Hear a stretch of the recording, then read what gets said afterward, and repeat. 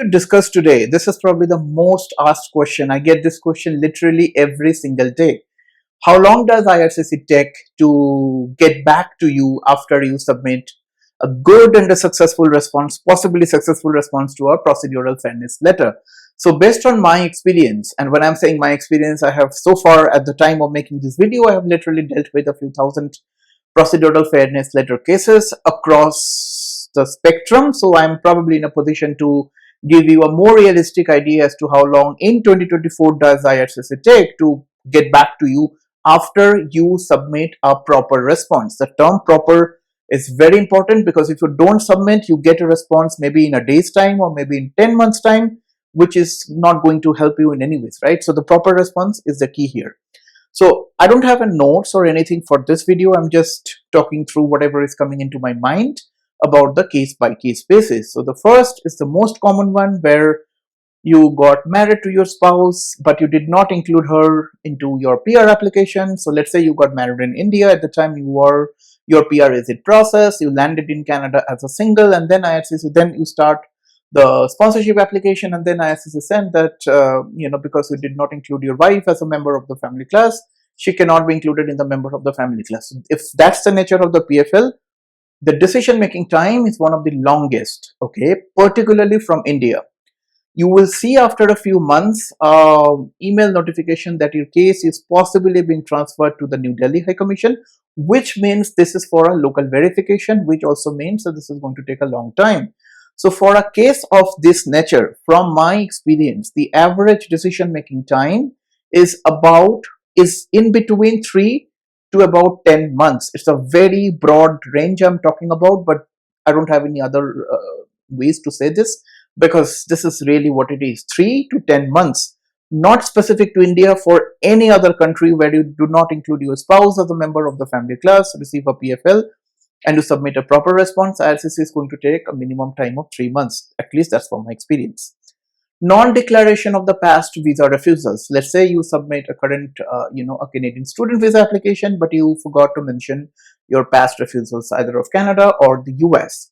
It varies. If it's a study visa application or a work permit application, you are expected to hear back literally within 15 days to a month's time. That's fast. If it's a visitor visa application, it is going to take a little longer, about 2 months. So non-declaration of the past visa refusals related PFL, the decision making time, just to recap, for visitor is about 2 months, for students and workers is about 15 days to a month. If you came to Canada, let's say as a student, okay, and you did not study, and therefore you received a PFL saying that we are going to send you back from Canada, we are going to write an inadmissibility or section 44(1) report, respond back to us, okay, as to why we should not write that kind of a report. If that's the nature of PFL and to submit a response, the decision making time is about 1 month, okay.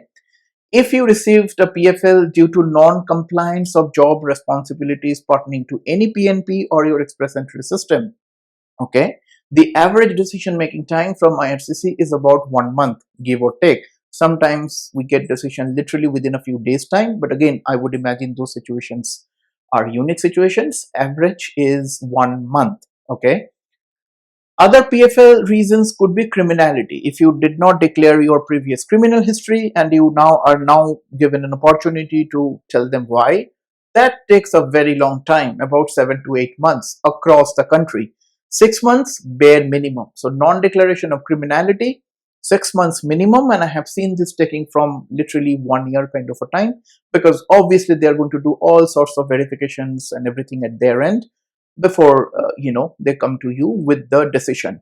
So these are the prominent or the most received PFLs, kind of a decision time. I don't think I'm forgetting anything, but that's the kind of range that you're looking at. And if you go back and see what I mentioned in my first line is the proper response. If you're writing a proper response, it becomes easier for IRCC to review your submission and to come up with a decision. If the response is not proper, it's going to take a very long time, and you don't want that. So if you've received a procedural fairness letter and need a professional opinion as to how to go about it, we as an organization, we deal with we specialize in writing response to the procedural fairness letter. So I will probably be in a position to go through your situation, review the situation, to get back to you.